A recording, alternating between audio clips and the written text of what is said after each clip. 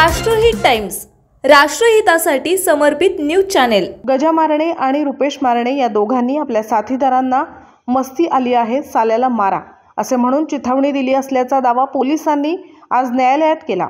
IT इंजिनियरला मारहाण करून खुनाचा प्रयत्न केल्या प्रकरणात पुणे पोलिसांनी कुख्यात गुंड गजा मारणे याच्यासह त्याच्या साथीदारांवर मोक्का अंतर्गत कारवाई केली।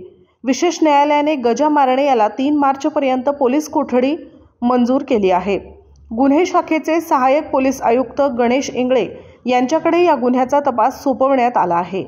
कोथरूड पोलीस ठाण्यात सोमवारी सायंकाळी गजा मारणे हा हजर झाल्यानंतर कोथरूड पोलिसांनी त्याला रात्री अटक केली। त्यानंतर आज दुपारी न्यायालयात हजर केले।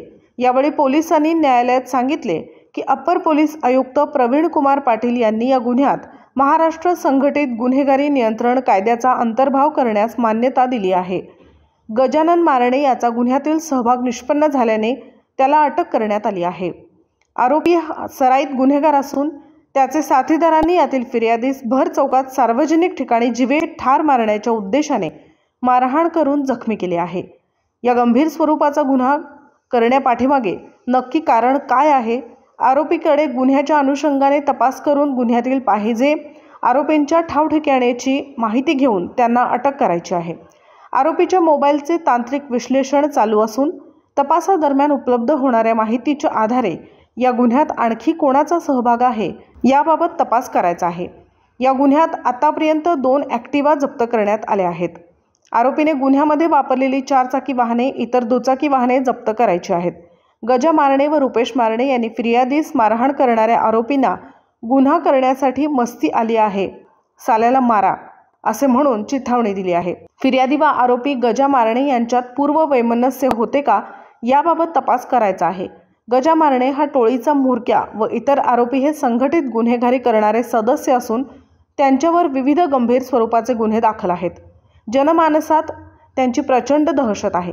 त्यामुळे अटक आरोपी हे पाहिजे असलेल्या आरोपींची माहिती देत नसून उडवाउडवीची उत्तरे देत आहेत, तपासास सहकार्य करत नाही। या आरोपींना संघटित गुन्हेगारी करून बेकायदेशीरपणे स्थावर अथवा जंगम मालमत्ता प्राप्त केली आहे याबाबत तपास करायचा आहे। गुन्ह्याच्या घटनास्थळाचे उपलब्ध CCTV फुटेजचे तांत्रिक विश्लेषण करून इतर साथीदार कोण होते त्यांची नावे निष्पन्न करून सखोल तपास करायचा असल्याने 14 दिवसांची पोलीस कोठडीची मागणी सहाय्यक पोलीस आयुक्त गणेश इंगळे यांनी केली। आरोपीचे वकील विजयसिंह ठोंबरे यांनी याला विरोध करताना सांगितले की या मारामारीची आरोपी गजानन मारणे याचा काही संबंध नाही।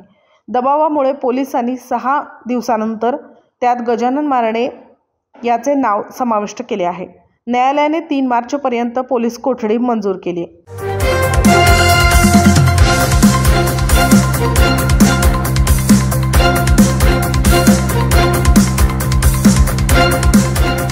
राष्ट्रहित टाइम्स, राष्ट्रहितासाठी समर्पित न्यूज चॅनेल।